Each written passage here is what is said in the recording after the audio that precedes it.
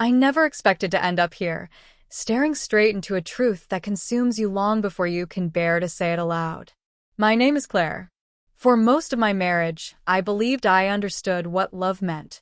Not the dramatic, movie version filled with fireworks and declarations, but the quiet kind, the kind that lives in small gestures, shared routines, unspoken forgiveness, and the simple comfort of a cup of coffee waiting in the morning. But over time, the silence between Ethan and me began to grow heavy. It wasn't peaceful anymore. It felt like something hidden was pressing against it, waiting to break through. It started about a year ago, after Ethan lost his job. Slowly, he began to unravel. The man who once laughed easily became withdrawn and suspicious. Every glance at my phone, every pause in my sentences, seemed to make him uneasy. He wanted control over something, anything, because everything else in his world was slipping away. Money became tight, and emotions even tighter. I started working longer hours at the clinic just to keep us afloat. Days blurred together. Exhaustion, frustration, and that fragile edge where love starts to turn into obligation. That was when Ryan came into my life, a doctor I worked with. He was confident, warm, and had that rare gift of listening like your words mattered. At first, it was harmless. Lunch breaks, shared jokes, small moments between the chaos of work. But one night, after an endless shift, he offered me a ride home. That night changed everything. He kissed me and I didn't stop him. Not because I was shocked, but because I felt something I hadn't felt in months, wanted. I should have stopped him, but loneliness has a way of twisting itself into something that feels like need. The guilt hit hard the next morning. I told myself it was a single mistake, something I could bury under routine and silence. But Ryan didn't let it stay buried. He kept calling, texting, finding excuses to see me when Ethan wasn't around. He whispered things like, asterisk, you deserve to feel alive again.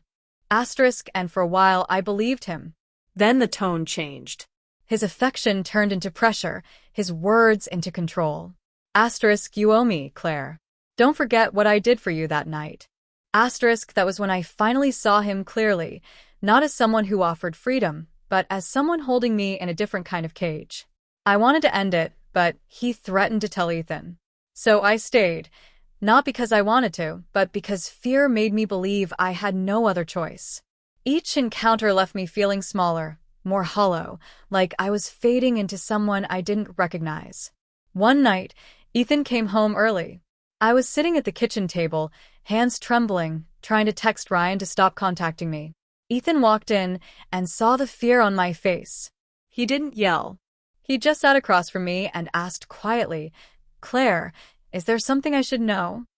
That question broke me. Everything came out. The affair, the fear, the guilt. All of it. I told him how it started, how it spiraled, how trapped I felt. And through tears, I said the hardest thing, that I hadn't stayed with Ryan out of love, but out of fear. Ethan didn't shout. He just looked at me for a long time, his expression unreadable. Then, in a calm voice that hurt more than any anger could, he said, You didn't have to, Claire. You made a choice. His words cut through me because they were true. Beneath all the fear and confusion, there had been a choice, and that truth was unbearable. He stood, walked to the window, and spoke again, his voice quiet but final. If it had been a mistake, I could have forgiven you. But this wasn't just a mistake. It was silence you chose and lived with. Then he left. No shouting, no slammed doors, just his footsteps fading down the hallway, leaving behind a stillness that filled every corner of the house. The weeks that followed were empty. Ryan tried to reach me, but I ignored him. I quit the clinic and moved in with my sister, trying to exist in smaller, quieter spaces.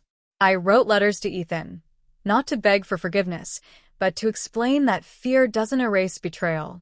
It only hides it. He never replied. Months later, I saw him unexpectedly in a grocery store. He looked older, calmer, like someone who had finally let go of something heavy. When he saw me, I froze. But he smiled, a faint, sad smile. He said softly, I read your letters. I understand now. You were afraid. But fear doesn't erase love. It only changes its shape. My throat tightened. Do you hate me? I asked. He shook his head. No. But I can't love you the same way again. Some things don't rebuild. You just learn to live around the cracks. That was the last time I saw him. Still, at night, I hear his voice in my mind, steady, calm, painfully true. Asterisk, you didn't have to. You chose to, asterisk. I've learned since then that choices made out of fear can look like survival, but they slowly destroy you from within. I don't know if Ethan found peace. I hope he did. He deserves the quiet I never gave him. As for me, I'm learning to forgive the version of myself who believed silence was safer than honesty. If I could go back, I wouldn't ask for forgiveness. I'd ask for courage. The courage to speak up, to walk away, to hold on to truth before it shattered everything I loved.